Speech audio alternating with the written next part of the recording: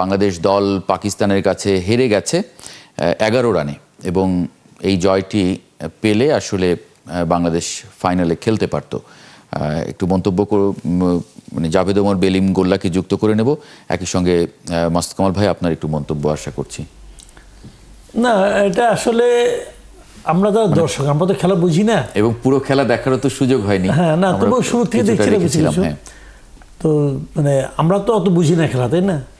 আমরা তো আমাদের আগ্রহটা আছে, একটা ভালোবাসা আছে দেশের প্রতি, দলের প্রতি। তো যখন পাকিস্তান ব্যাট করছিল তখন আমরা একটা আশাবাদী হয়েছিলাম যে হয়তো আমরা ভালো কিছু করতে পারবো। পরে যেতে সেটা হলো না আর কি। আমার কেন যেন মনে হয় কি জানেন, যে আমরা এখনও ওই জায়গাটাতে আছি, মানে ওই যে বড় একটা নাম, বড় একটা দল, হ্যাঁ, ওই যে নামের কাছে হেরে যাওয়া, যেটা আমার কেন যেন মনে হয় ওরকম কিছু হতে পারে। আমি শিওর না ভাই, আমি আসলে খেলা বুঝি না। এই খেলার যে এই সাইকোলজিটা কি, এটা যারা খেলোয়াড় আছে মনে হয় বুঝতে পারবে। একটু জিজ্ঞেস করি জাভেদ ওমর বেলিম, মানে ম্যাচটা তো জেতার মতোই ছিল এবং ভারতের সঙ্গেও ম্যাচটা অনেকে আশা করেছিলেন জিততে পারতাম আমরা। এমনকি মাসুদ কামাল ভাই বিরতিতে বলছিলেন যে বাংলাদেশ দলটাকে গোছানো মনে হয়নি আজকে।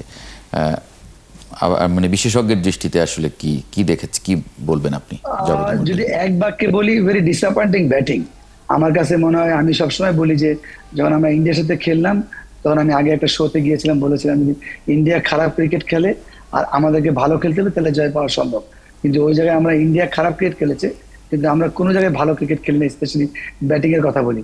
বাট ওটাকে কন্টিনিউ করে আজকে যে মানে খুবই দুঃখজনক, মানে মানার মতো না, আজকে যেভাবে পাকিস্তান আমাদেরকে অপরচুনিটি করে দিয়েছে, স্পেশালি আমাদের বোলিং এ যেভাবে আমরা করেছি স্টার্টিং এ, তারপর ওরা একটা পার্টনারশিপ করেছে ফাইন, তারপরে 135 রান চেস করতে গিয়ে মনে হচ্ছে আমরা 250 রান চেস করছি। মানে অলদো ডট বল দেওয়া উচিত না, বক ডাউন দেওয়া উচিত না, বাট আপনি যদি শর্ট সিলেকশন দেখেন বা অ্যাপ্রোচ দেখেন, ইট ইজ মানে ভেরি ভেরি পুয়ার, বাচ্চাদের মতো। মানে নামার পর তো মানে 2-4টা বল দেখে, you are chasing per over 8 or 7 run, এরকম রান, এমন না যে 20 করে লাগে প্রথম বল থেকে 6 মারতে হবে। তো ওইটা খুবই দুঃখজনক। ওই জায়গাটায় বাংলাদেশ তো গোছানো তো দূরের কথা, মানে আমি বলবো যে খুব দৃষ্টিকটু মনে হয়েছে এই ব্যাটিংটা। আপনি যদি এইভাবে ব্যাটিং করেন তাহলে আপনি সবসময় ওই 2টা ম্যাচ জিতবেন, আর আপনি সবসময় হাই হতাশাই আপনার সিরিজ শেষ হয়ে যাবে বা কোনো এশিয়া কাপ, ওয়ার্ল্ড কাপ শেষ হয়ে যাবে।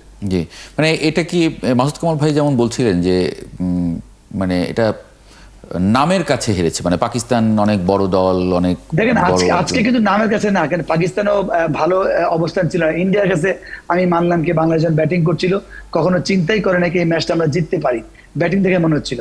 বাট আজকে তো পাকিস্তান দেখেন, পাকিস্তান খুব খারাপ সময় যাচ্ছে আর আমাদের মোটামুটি মনদের ভালো যাচ্ছিল। এই এশিয়া কাপের কথা বলছি, আর এশিয়া কাপের আগেও ভালো ক্রিকেট খেলছিলাম। ওই জায়গায় যদি আপনি এইভাবে টপ লেভেলে আপনার নামের কাছে হেরে যান, তো এর চেয়ে দুঃখজনক নাই। বাট পাকিস্তান তো একদম পুরোপুরি অফ ফর্মে, ওদের ব্যাটিং দেখেন, ওদের বোলিং দেখেন, সবকিছু। বাট আজকে আজকে পাকিস্তান কিছু খেলে নাই, আজকে আমরা তার জন্য খেলেছি। স্পেশালি যদি ব্যাটিং এর কথা বলি, 3টা ক্যাচ মিস হয়েছে যেটা পাকিস্তানের, এটা আসলে অনেকে বলেন যে 100-র মধ্যেই আজকে পাকিস্তানকে অল আউট করে দেওয়া সম্ভব ছিল। যখন অপরচুনিটি আসবে, আপনি জানেন আমার ব্যাটিং এর strength always struggling, this is not consistent. যখন সুযোগ আসছিল 55 রানে 5 উইকেট ছিল, ওই জায়গায় 135, মানে পাকিস্তান ওখানে অন, মানে তাদের পার্টনার সাহস পেয়েছে যে এই রানটা আমরা প্রোটেক্ট করতে পারবো। আজকে যদি 90 বা 110-এ আউট করতো, পাকিস্তান কোনো চিন্তাই করতো না এই ম্যাচটা আমরা জিততে পারি। যখনই 135 হলো, পাকিস্তান চিন্তা করলে এই ম্যাচটা জিতা সম্ভব। দিয়েছে ফলোড বাই আমরা তাদেরকে পুরোপুরি সুযোগ করে দিয়েছে। অনেক ধন্যবাদ জাভেদ ওমর বেলিম যুক্ত হবার জন্য জার্নালে। দর্শক আপনাদেরকেও ধন্যবাদ জানাই এবং একই সঙ্গে মাসুদ কামাল ভাই, থ্যাংক ইউ আমাদের সঙ্গে জার্নালে যুক্ত হবার জন্য। দর্শক আপনাদেরকেও ধন্যবাদ জানাই।